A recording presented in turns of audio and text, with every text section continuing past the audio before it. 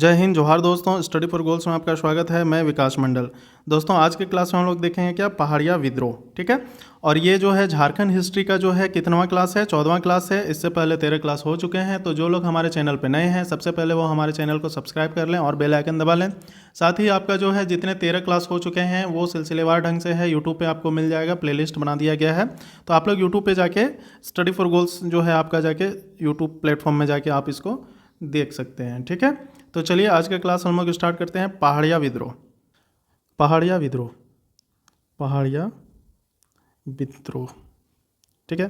पहाड़िया विद्रोह जो है ये आपका जाके कब से कब तक हुआ था, 1772 में ये स्टार्ट हुआ और 1782 तक ये आपका चला। ठीक है। जब रानी सर्वेश्वरी को पकड़कर भागलपुर जेल ले जाया जाता है 1783 के आसपास। तो देखिए ये जो आपका जाके है पहाड़िया विद्रोह जो है कुल 4 चरणों में ये हुआ था, आपका चला था। ठीक है। कितने चरणों में? 4 चरणों में ये चला था। ठीक। उसमें कब कब चला था? 1772, 1778 और 1779 और 1782। ठीक है। ये 4 चरणों में चला था पहाड़िया विद्रोह। अब देखिए ये जो पहाड़िया विद्रोह जो है ये किस क्षेत्र में हुआ था? तो संथाल परगना क्षेत्र में, अभी जिसको हम लोग क्या जानते हैं, संथाल परगना प्रमंडल। ठीक है। ये वाला क्षेत्र में, इस क्षेत्र में जो है आपका जाके कितने ज़िले आते हैं? तो 6 ज़िले आते हैं, जामताड़ा, देवघर, दुमका, पाकुड़, गोड्डा, साहिबगंज। अब देखिए उस समय इस क्षेत्र को किस नाम से जाना जाता था? जंगल तराई। जंगल तराई। ठीक है। किस नाम से जाना जाता था? जंगल तराई। तो पहाड़िया विद्रोह किस क्षेत्र में हुआ है आपका जाके? जंगल तराई, या फिर संथाल परगना क्षेत्र बोलिए, या फिर राजमहल का क्षेत्र बोलिए। ठीक है। राजमहल, ये भी बोल सकते हैं, राजमहल क्षेत्र। अब देखिए इस क्षेत्र में जो है सिर्फ पहाड़िया विद्रोह नहीं, पहाड़िया विद्रोह के उपरांत और सारे 4 विद्रोह हुए। ठीक है। जिसमें से आपका एक आता तिलका मांझी विद्रोह, दूसरा आपका हो गया सिद्धू कान्हू विद्रोह यानी कि हूल विद्रोह। फिर उसके बाद फिर क्या होता है कि 1857 की क्रांति होती है, फिर सुधारवादी आंदोलन स्टार्ट होता है, जिसमें आपका कौन सा होता है? सफाहोड़ आंदोलन और खेरवार आंदोलन। ठीक है। तो देखिए यहाँ पे हम लोग कौन कौन से विद्रोह पढ़ेंगे? सबसे पहला हम लोग पढ़ेंगे पहाड़िया विद्रोह। पहाड़िया विद्रोह। ठीक है। अभी जो हम लोग अभी तुरंत पढ़ेंगे, उसके बाद हम लोग पढ़ेंगे तिलका विद्रोह। तिलका विद्रोह। अब देखिए पहाड़िया विद्रोह और तिलका विद्रोह एक दूसरे से रिलेटेड है। कैसे रिलेटेड है अभी आपको हम समझाते हैं। ये 1772 से स्टार्ट हुआ आपका जाके और आपका 82 में ख़त्म हुआ।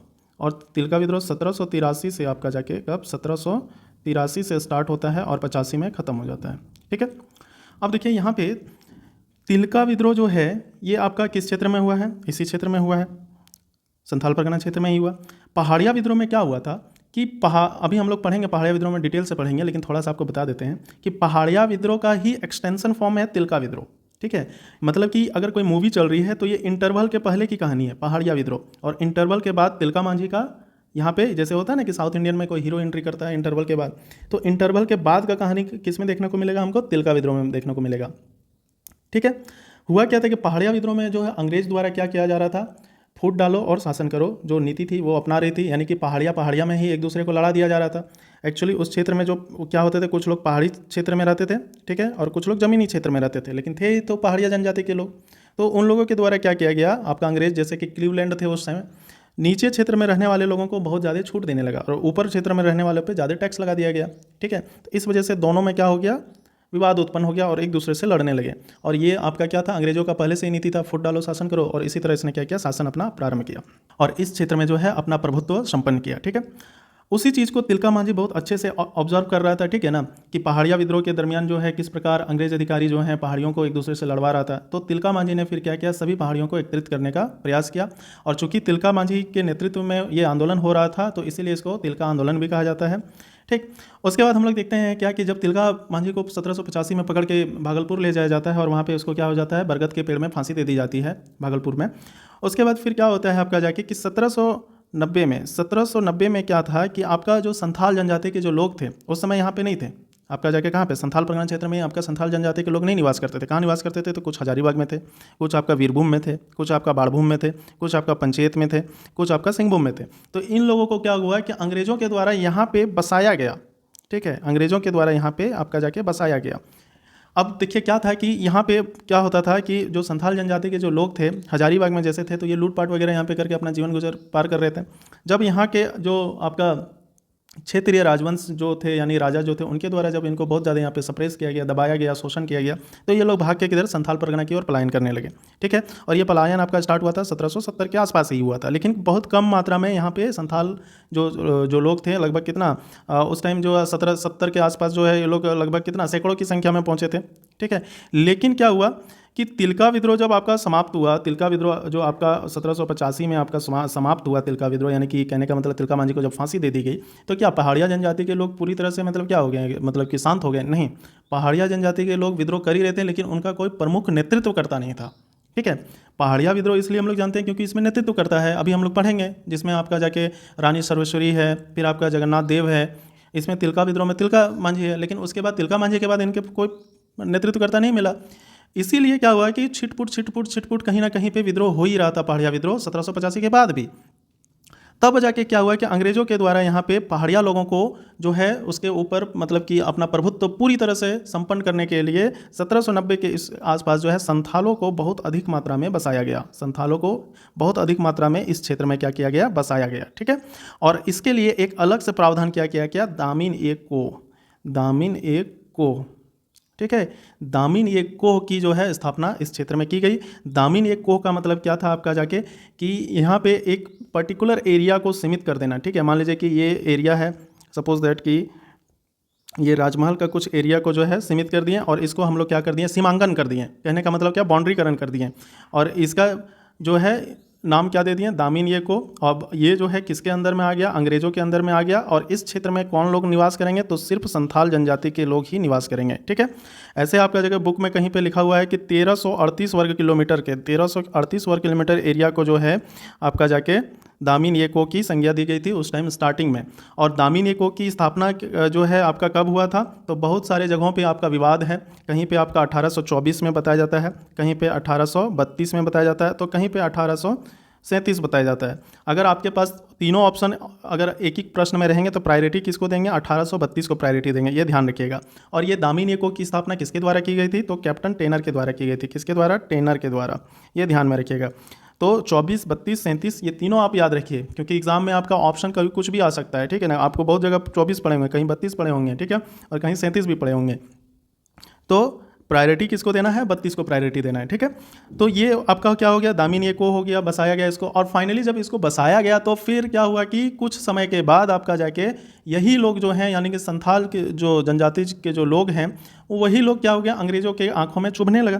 यानी कि इसी को आप शोषित करने, पहाड़िया लोग तो यहाँ से सीमित हो गए। ठीक है ना, पहाड़िया लोग तो यहाँ से तो सीमित हो गए कि ये आपका पहाड़ी में मतलब कि जाके आदिम जनजाति, पहाड़िया लोग कौन है, आदिम जनजाति हैं। ये लोग सीमित होकर कहाँ पे बस गए, एकदम जो राजमहल की एकदम टॉप जो पहाड़ियाँ हैं वहाँ पे जाके ये लोग बस गए। यानी कि ये लोग अब जो है ज़्यादा मात्रा में इधर उधर नहीं रहने लगे, और ना ही ये अंग्रेजों के अगेंस्ट विद्रोह करने लगे। तो फाइनली फिर क्या होता है, यहाँ पे वर्चस्व किसका हो गया, आपका जाके संथालों का। अब यहाँ पे क्या है कि अंग्रेजों को चाहिए टैक्स, तो अंग्रेजों ने फिर क्या किया, किसको सप्रेस करना स्टार्ट किया, किसके ऊपर दबाव बनाना स्टार्ट किया, यहाँ के संथालों के ऊपर। तो संथालों के ऊपर शोषण करना, उसके फिर जमीन को फिर क्या करना, दामिने को से फिर से उसको जमींदार को दे देना। तो वो लोग भी भूखे मरने लगे, बंधुआ मजदूर या बेगारी की जो व्यवस्था वहाँ पे क्या हो गया, उत्पन्न हो गई। तो लास्ट में फिर जाके आपका जाके 1856 ईस्वी में 1856 और मतलब 55 और 56 ईस्वी में 1855 ईस्वी में फाइनली क्या होता है कि चुन्नी मांझी का जो पुत्र था चांद भैरव, सिद्धू कानू और फूलो झानो के द्वारा क्या होता है, 30 जून को आपका जाके एक क्रांति का बिगुल फूंका जाता है, जिसको हम लोग क्या बोलते हैं, संथाल विद्रोह बोलते हैं। तो हम लोग इसी क्षेत्र में पढ़ेंगे तीसरा क्या, संथाल विद्रोह 1855-56। ठीक है, और उसके बाद फिर क्या होता है कि 57 में पूरे देश में व्यापक तरीके से स्वतंत्रता संग्राम यानी स्वाधीनता संग्राम का लड़ाई लड़ा जाता है। और उसके बाद फिर क्या होता है कि विद्रोह ना होकर वो क्या हो जाता है, सुधारवादी आंदोलन हो जाता है। और उसमें हम लोग पढ़ेंगे सुधारवादी आंदोलन के तहत इस क्षेत्र में कौन सा पढ़ेंगे, सफाहोड़ आंदोलन। ठीक है, जो आपका कब हुआ था, 1870 में हुआ था। और उसके बाद हम लोग फिर पढ़ेंगे क्या, खेरवार आंदोलन। ठीक है, खेरवार आंदोलन, और ये आपका कब हुआ था, 1874 ईस्वी में हुआ था। ठीक है, तो दोस्तों आपको समझ में आ गया होगा कि संथाल परगना क्षेत्र जो है ये आपका जो है, इस क्षेत्र को पहले जंगल तराई बोला जाता था। और इस क्षेत्र में जो है 56 से पहले जो है इसको जंगल तराई के नाम से जानते थे। 1856 में जब यूल रूल आया और एलिस एडम्स के द्वारा जो है यहाँ का सर्वेक्षण किया गया, तो इसका नाम बदल के क्या रख दिया गया, संथाल परगना रख दिया गया। ठीक है, बहुत लोगों को पता होगा कि 1855 में जो है दुमका जिला का गठन किया गया था। एक्चुअली दुमका जिला का गठन नहीं किया गया था, वो संथाल परगना जिला बनाया गया था, जिसमें के अंतर्गत आपका जाके राजमहल हो गया, दुमका हो गया, गोड्डा हो गया और देवघर हो गया, ये 4 उप जिले बनाए गए थे। ठीक है, एक तरह से सब डिवीज़न उसको बोल सकते हैं। और फिर फाइनली 1983 ईस्वी में जो है इनको संथाल परगना जिला को हटा के फिर इसको अलग अलग जिला बना गया, आपका देवघर, फिर आपका गोड्डा, आपका जाके साहिबगंज, और फिर आपका जाके ये देवघर और दुमका। ठीक, तो दोस्तों ये आपका जो है एक भूमिका आपको समझाने का प्रयास किए हैं कि कैसे इस क्षेत्र में जो है विद्रोह पनपा और इतने सारे 4-5 विद्रोह हुए। तो चलिए पहाड़िया विद्रोह को हम लोग थोड़ा बढ़िया से देख लेंगे कि पहाड़िया विद्रोह के दरमियान जो है कौन कौन सी घटनाएं घटी थी। ठीक है, पहाड़िया विद्रोह, ठीक है, कब स्टार्ट हुआ? पहला चरण इसका 1772 ईस्वी में। ठीक, अब देखिए पहला चरण स्टार्ट होने से पहले थोड़ा सा इसके बारे में जानेंगे कि उस क्षेत्र में, यानी कि ये जो आपका जंगल तराई वाला क्षेत्र है, हाँ इसको जंगल तराई ही बोलेंगे अभी, क्योंकि संथाल परगना क्षेत्र का नामांकन कब हुआ है? 1855 में हुआ है। ठीक है, तो इस क्षेत्र को अभी क्या बोलेंगे? जंगल तराई। अब देखिए पहाड़िया, इस क्षेत्र में पहाड़िया की 3 उपजातियाँ थी। कौन कौन सी उपजातियाँ थी? तो पहला हो गया सौरिया पहाड़िया, ठीक है, सौरिया पहाड़िया। दूसरा हो गया आपका जाके माल पहाड़िया, और तीसरा हो गया कुमार भाग पहाड़िया, कुमार भाग पहाड़िया।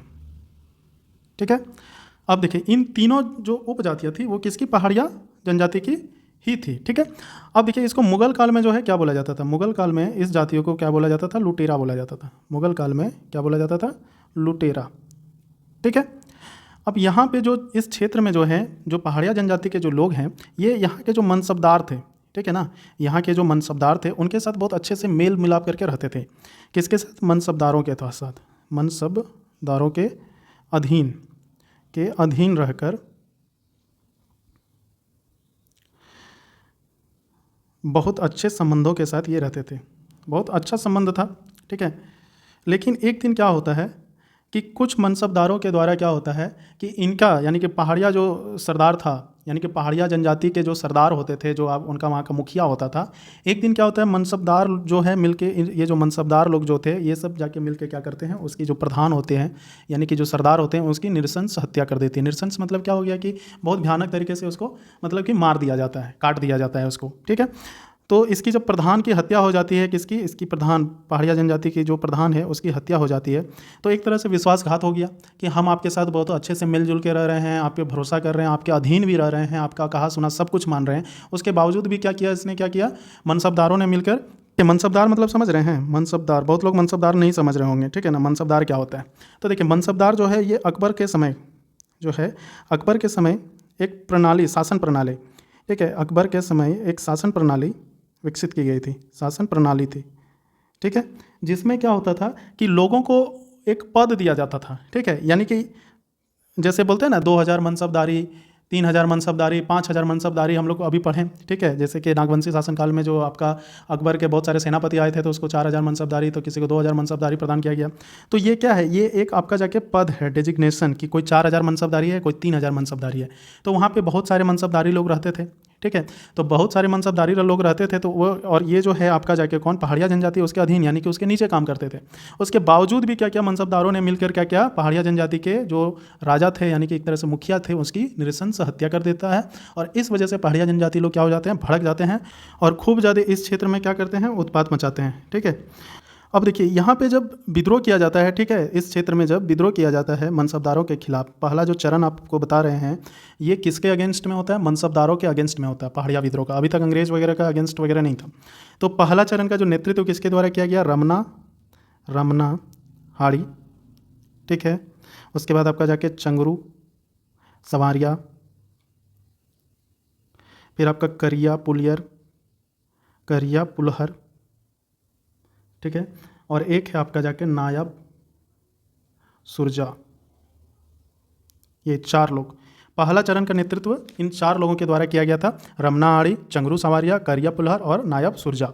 ठीक है, तो दोस्तों आई होप कि पहला चरण आपको समझ में आ गया होगा। 1772 में स्टार्ट हुआ आपका जाके। क्यों स्टार्ट हुआ था? क्योंकि इसके प्रधान की हत्या कर दी गई थी विश्वासघाती तरीके से मनसबदारों के द्वारा।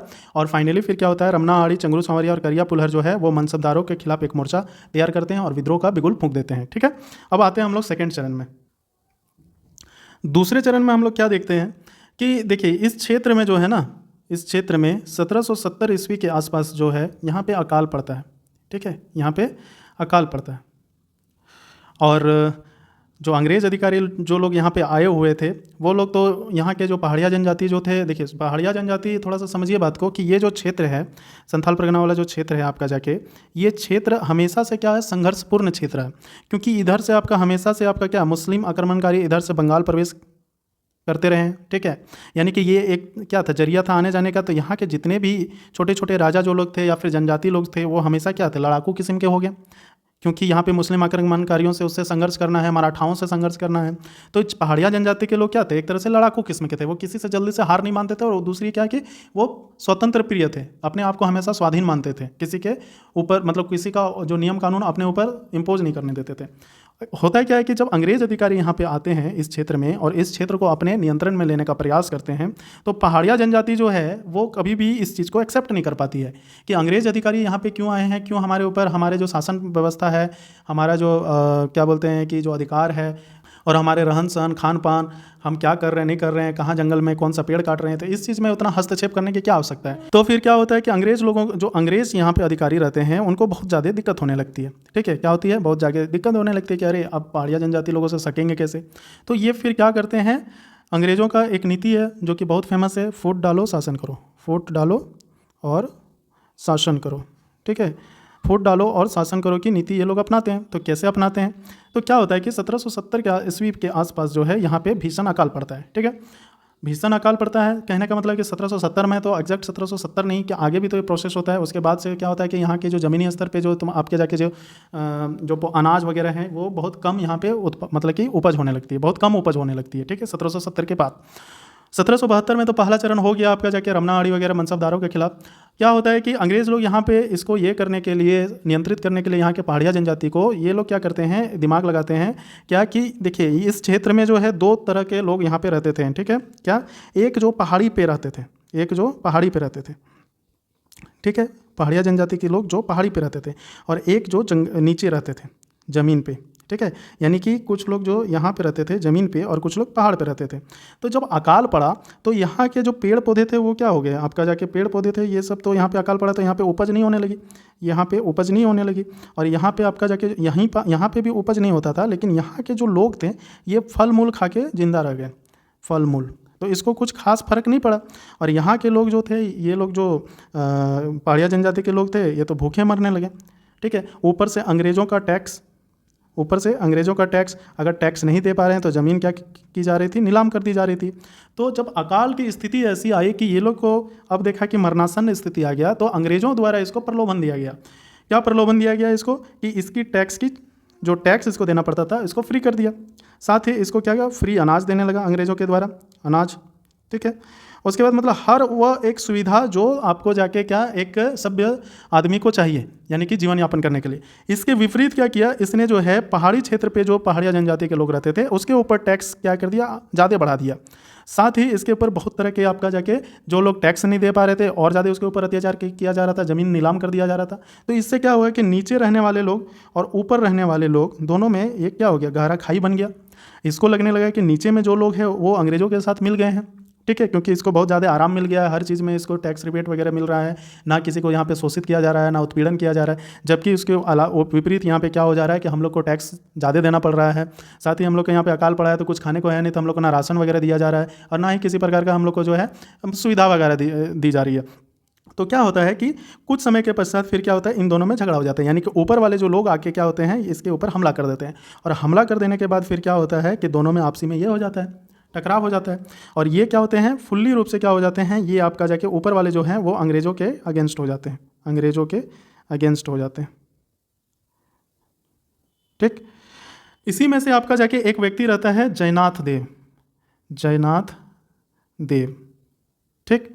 अब देखिए यहाँ पे क्या होता है कि जब ऐसी स्थिति उत्पन्न हो जाती है, भूखे मरने की स्थिति, तब यहाँ पे एक अंग्रेज अधिकारी आता है, क्लीवलैंड, क्लीवलैंड, याद रखिएगा क्लीवलैंड। ये जब आता है यहाँ पे, और ये क्या करता है 1778 ईस्वी में जब आता है तो पहाड़ी असेंबली की स्थापना करती है, पहाड़ी असेंबली की स्थापना की जाती है, किसके द्वारा, क्लीवलैंड के द्वारा। असेंबली की स्थापना, ठीक है, किसके द्वारा की जाती है? क्लीवलैंड के द्वारा। इसमें ये क्या करता है आपका जाके क्लीवलैंड के द्वारा, ये यहाँ पे जो नीचे में जो जनजाति जो इसके समर्थक थे उनको क्या करने लगता है, बहला फुसला कर कि आइए आप जो है हमारे बटालियन में शामिल हो जाइए, आपको जो है महीना में आपको पैसे दिए जाएंगे, यानी कि भत्ते दिए जाएंगे, एक तरह से सैलरी दी जाएगी, मंथली इनकम आपका हो जाएगा, इसलिए आपको भूखे मरने का नौबत नहीं आएगा, ठीक है। तो उसके बाद में आके क्या होता है, बहुत सारे आपका जो अच्छे अच्छे धनुर्धर जो थे आपका जाके क्लीवलैंड के सेना में, ये बहुत अच्छे अच्छे धनुर्धर जो थे आपका जाके पहाड़िया जनजाति के, इसमें डाटा में दिया है कि लगभग 47 धनुर्धर, ठीक है, कितना 47 धनुर्धर जो है, और लगभग 1300 के आसपास जो है सिपाही जो है यहाँ पे इसके यहाँ पे ट्रेनिंग करते हैं, मतलब कि इनके बटालियन में शामिल हो जाते हैं, किनका? क्लीवलैंड के, ठीक है। तो और इसको क्या होता है आपका जाके नकदी भत्ता भी दिया जाता है। तो जयनाथ सिंह जो व्यक्ति था ये इस चीज़ को देख रहा था कि अरे इसको बहला फुसला के, पहाड़िया जनजाति के लोगों को बहला फुसला के क्या कर रहा है, अपना बटालियन में शामिल हो रहा है और हम लोग के ऊपर शासन भी कर रहा है ये। तो आने वाला टाइम में क्या करेगा, इसी की मदद से क्या करेगा, हम लोग के ऊपर शासन करेगा। तो लास्ट में जयनाथ सिंह फिर इस जो 47 धनुर्धर है और 1300 जो सिपाही है इसको जाके समझाता है कि देखो क्लीवलैंड जो है वो फूट डालो, शासन करो की नीति अपना रहा है, ये जो है आपको जो है यूज़ कर रहा है, आने वाला समय में इस संपूर्ण क्षेत्र में क्या होगा, उसका वर्चस्व होगा और आपको फिर क्या करेगा, जॉब वगैरह से निकाल देगा, यहाँ पे आपको प्रताड़ित किया जाएगा। और फाइनली फिर क्या होता है, ये लोग जो होते हैं जगन्नाथ देव के बातों में आके विद्रोह कर देते हैं, किसके अगेंस्ट में?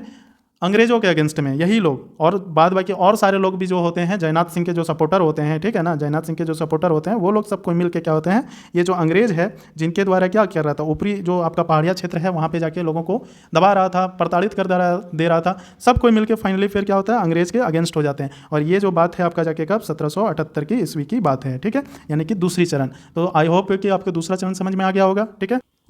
अब आते हैं दोस्तों तीसरा चरण में। तो तीसरा चरण में क्या है, तीसरा चरण में सिर्फ इतना लिखा हुआ है, बहुत सारे 3-4 बुक को मैंने देखा तो सिर्फ लिखा है कि 1779 ईस्वी में तीसरा चरण बहुत व्यापक स्तर से हुआ था। तो ऑब्वियस सी बात है कि वही हुआ होगा, अंग्रेज के अगेंस्ट में, जो पहाड़िया जनजाति के लोगों के द्वारा कर ना देने के अगेंस्ट में, भूमि संबंधी जो ज़मीन नीलाम कर दिया जाता उसके अगेंस्ट में, आपका जाके जो शोषण किया जा रहा था उसके अगेंस्ट में ही विद्रोह हुआ होगा, ठीक है ना।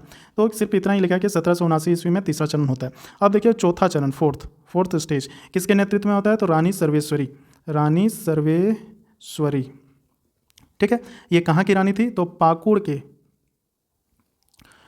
के महेशपुर की ये रानी थी, ठीक।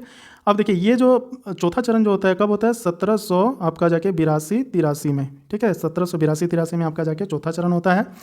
और देखिए इसमें क्या होता है कि रानी सर्वेश्वरी जो है अंग्रेजों द्वारा जो दामिन ए को अभी आपको शुरू में स्टार्टिंग में बताए थे, दामिन ए को की स्थापना जो है कैप्टन टेनर के द्वारा जो है 1832 ईस्वी में की गई थी, ठीक है, किस क्षेत्र में, संथाल परगना क्षेत्र में।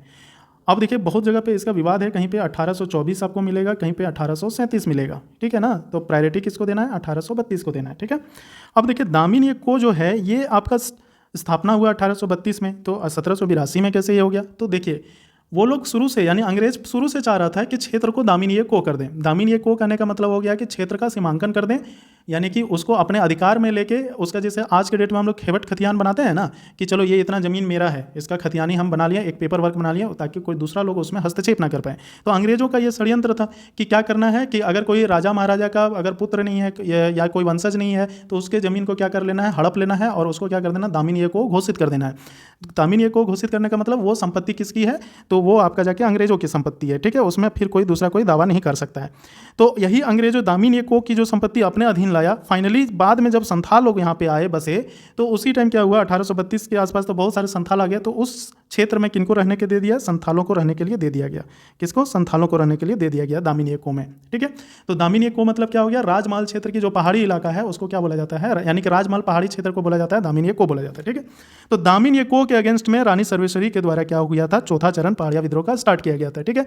और फिर क्या होता है कि आपका जाके 83 में क्या होता है, रानी सर्वेश्वरी को अंग्रेजों के द्वारा पकड़ लिया जाता है और पकड़ने के बाद इसको कहाँ ले जाया जाता है, भागलपुर जेल। अब देखिए भागलपुर है कहाँ, तो यहाँ पे है, एकदम सटा हुआ है साहिबगंज से इस क्षेत्र में, ठीक है।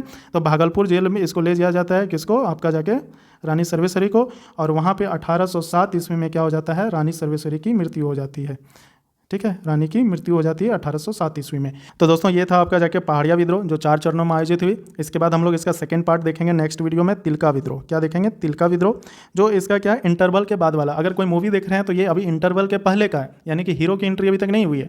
अब आपका क्या होगा, इंटरवल के बाद में, यानी तिलका आंदोलन जैसे ही आपका स्टार्ट होता है 83 में, तब जाके आपका हीरो की एंट्री होती है और इसका जो विलेन होता है क्लीवलैंड, उसकी हत्या कर दिया जाता है। किसके द्वारा? तिलका मांझी के द्वारा। ठीक है, 1784 में। उसके बारे में हम लोग तिलका आंदोलन में नेक्स्ट क्लास में हम लोग पढ़ेंगे। तो दोस्तों आपको अगर वीडियो अच्छी लगी है तो वीडियो को लाइक करें तथा ज़्यादा से ज़्यादा शेयर करें। जिन्होंने हमारा चैनल स्टडी फॉर गोल्स को अभी तक सब्सक्राइब नहीं किया है वो हमारे चैनल को सब्सक्राइब कर लें। जय हिंद, जय भारत।